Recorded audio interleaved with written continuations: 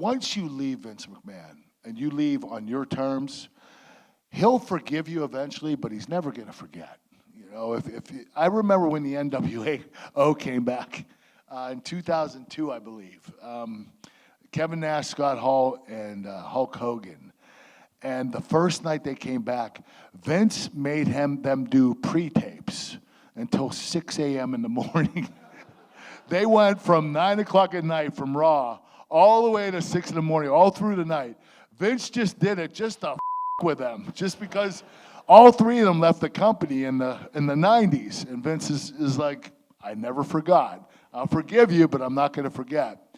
And when I came back to WWE, I kind of knew that I wasn't going to be treated the same way. And I didn't blame Vince. I knew why. I knew that to some extent I was a liability because I had a painkiller problem last time I was there. I had 4 broken necks last time I was there. And I think that he was just trying to protect me. But when I came back, he kind of did everything in the opposite order. So I got inducted in the Hall of Fame. And when Vince asked me if I'd be inducted, I said, well, I want to wrestle. Don't you wrestle first and then you retire and get inducted to the Hall of Fame? He said, well, yeah, we'll get to the wrestling, but we want to induct you in the Hall of Fame first. Didn't make sense to me. And not only that, but at the Hall of Fame, when I was inducted, that night, Vince said, hey, I want you to be the GM of Raw starting tomorrow. I was like, what about the wrestling? He said, it'll come in time. So he did the exact opposite of what you're supposed to do. You're supposed to wrestle first, play the GM role second, and get inducted in the Hall of Fame third. But for some strange reason with me, he did the opposite. And I felt like it was, I forgive, but I don't forget.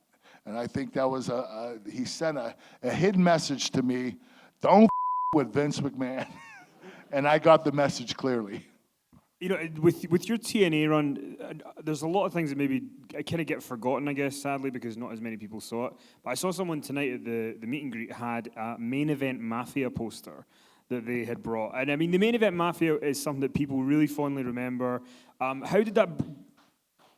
Some fans of it right here. I love the main event Mafia. I just wish it would have lasted longer. We didn't have enough time behind us to make it like a legendary faction. I mean, so how did the main event Mafia come around? Who came up with it, and what are your memories of it? You know what? Kevin Nash came up with the idea, and it was brilliant. You know, he wanted to pull all the big wig wrestlers, all the main eventers from TNA that came from other companies, from WWE, WCW, whatever big company they came from. And Kevin thought that this would be a great idea for TNA, and it would help make a lot of the younger talent, because we were a faction and we would wrestle the younger guys, and we were helping to put those younger guys over. And it was a great idea and a great concept. Kevin came up with it, and I thought it was awesome. And the crazy thing is, you know, usually wrestlers are political. Kevin was like, hey, Kurt Angle, you're the workhorse of the company, so you're going to be the Godfather. And I'm like, he didn't just say that, because he would have wanted to be the Godfather. I mean, who wouldn't want to be the Godfather, the head of the faction? And Kevin said Kurt Angle has to be the head of the faction because he's the workhorse in the company. And I thought that was a really cool compliment for him to do that. So I became the Godfather, and it was me, Sting, Booker T, Kevin Nash, and Scott Steiner. And Scott was crazy, man. Some of the promos he did, I don't know if you heard the percentage chance of him beating Samoa Joe or Samoa Joe beating him, but classic, man. I mean, he was so damn funny. He wasn't even trying to be funny. He was just funny in general. And, you know, the guy was just entertaining. I absolutely love Scott Steiner. What was Scott Steiner like? I mean, I spent a week with Scott Steiner once, but I told this to Kurt the other day. We were in Glasgow, and Scott Steiner decided to. It's like 10 in the morning, and he had like a plastic bottle, and he just all of a sudden pulled out a tin of tuna, and then he was like, oh. Walked into the kitchen of the hotel, cut the bottle in half, put the tuna in it, then got mayonnaise out, squirted it into the bottle, was stirring it, and then walked over to the receptionist and put the mayonnaise down and went, that's a gift for you. And left. So that was my experience with him in 2016. What was he like to work with? Oh, Scott. Scott he was intense. I mean, he was a former amateur wrestler just like me. He was All-American from Michigan University. And I really looked up to Scott because he came from the same background I did. And I enjoyed his career. I thought he was incredible. Him and his brother, Rick. And they made names for themselves. And as an amateur wrestler, we took pride in the Steiner boys because we knew they were one of ours. So we would always brag about them to pro wrestling fans. The Steiners came from our sport. And Scott was a very, very talented wrestler. I thought he was a little bit more talented than Rick. Rick seemed to be the tougher of the two, but Scott had the good build, the better build, and he was a much more talented wrestler. But Scotty was incredible. I thought he was very talented. The problem with his career at the end was he had drop foot. I don't know if you know what drop foot is, but that's when you lose sensation of being able to keep your foot up. Your foot stays down.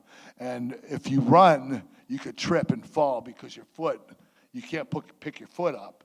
It just hangs and you end up tripping. And it was sad to see that happen to Scott. But thank God he eventually had surgery and he got it fixed. And you know what? This son of a bitch is still wrestling till today. I just saw him last week at an event, and he was wrestling. I was like, Scotty, what the hell are you doing? He said, I feel good, brother. I'm going to keep going until I can. And I was like, wow, you are the man.